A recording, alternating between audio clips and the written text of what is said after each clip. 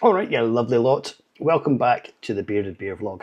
Grab a beer, pull up a chair and prepare yourself, because today we're decoding beer labels. You know the ones, the tiny numbers, the cryptic acronyms, the hops listed like a Pokemon collection. You're stood in the bottle shop, squinting at a can, thinking, is this going to be crisp and refreshing, or am I about to accidentally drink a liquid pine forest? Today we're going to sort that out. By the end of this video, you will know what ABV tells you and what it absolutely doesn't, why IBUs are both useful and basically lying to you, what SRM means, why it exists, and why most people ignore it, and what hops really contribute beyond this tastes like a grapefruit punch to me. No gatekeeping, no brewery marketing nonsense, no pretending you should be able to taste the difference between Mosaic harvested on a Tuesday versus a Thursday. Just practical, drinker-friendly beer knowledge.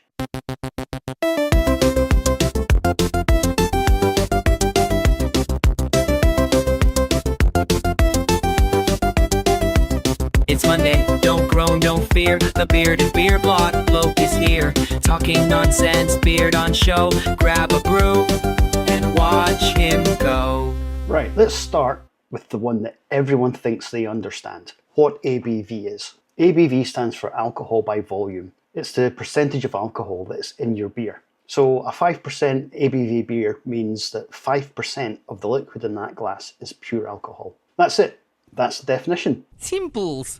But what ABV means for your drinking experience is where things get interesting. Here's the thing. ABV tells you how strong a beer is, but not how strong it feels. A 7% West Coast IPA might drink crisp, dry, and dangerously smashable. A 7% Imperial Stout might drink thick, sweet, and feel like you've just eaten a roast dinner and a pudding. Same ABV, completely different experience. That's because alcohol perception is affected by residual sweetness, body and mouthfeel, carbonation, temperature, and hop bitterness. ABV is like the engine size, not how fast the car feels like it's going. In the UK especially, we've embraced the idea of session beers. Traditionally, anything under about 4% was considered sessionable. Now, thanks to modern brewing, you'll see 3% pale ales that taste really full, 4% IPAs that drink like 5.5%, and the one that always gets me, 8% monsters pretending that they're easygoing. ABV is about alcohol content, not flavour intensity. A low ABV beer can still be bursting with hops, multi-character and complexity. Here's a mistake that loads of people make. They assume higher ABV equals better beer, and lower ABV equals boring beer. That is absolute nonsense. Some of the best beers in the world sit between 4 and 5%. ABV is a tool, not a quality score. Right, let's move on. The most misunderstood number on a beer label. IBU stands for International Bitterness Units. It measures the amount of iso-alpha acids in the beer, the compounds created when hops are boiled. So in theory, a higher IBU equals more bitterness, and a lower IBU equals less bitterness, in theory. But here's the reality. IBUs are measured in a lab. Your mouth is not a lab.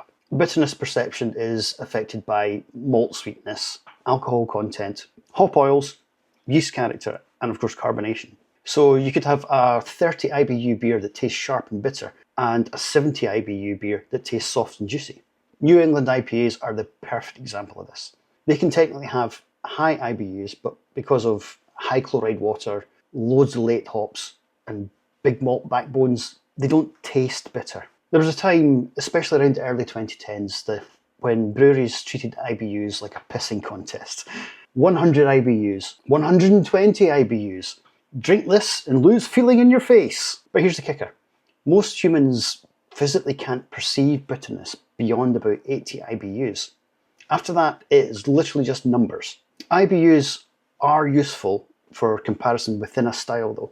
If you're choosing between two Pilsners, for example, 20 IBUs will be soft and balanced, 40 IBUs will be sharper and snappier. But comparing IBUs across styles? Pointless. A stout, an IPA, and a sour, all with the same IBU, will taste completely different. IBUs are a guideline, not a promise. Next up is SRM, which stands for Standard Reference Method. It measures the colour of the beer. Lower number equals paler beer, higher number equals darker beer. So a Pilsner might be around 2 to 4 SRM. An amber ale might sit around 10 to 15. A stout can be 40 plus. But let's be honest, most drinkers don't look at the SRM and think, ah yes, a 12 SRM beer, exquisite. They look at the beer, that is it. So SRM is really only useful for brewers, award judges and style guidelines. Now here is an important myth to bust.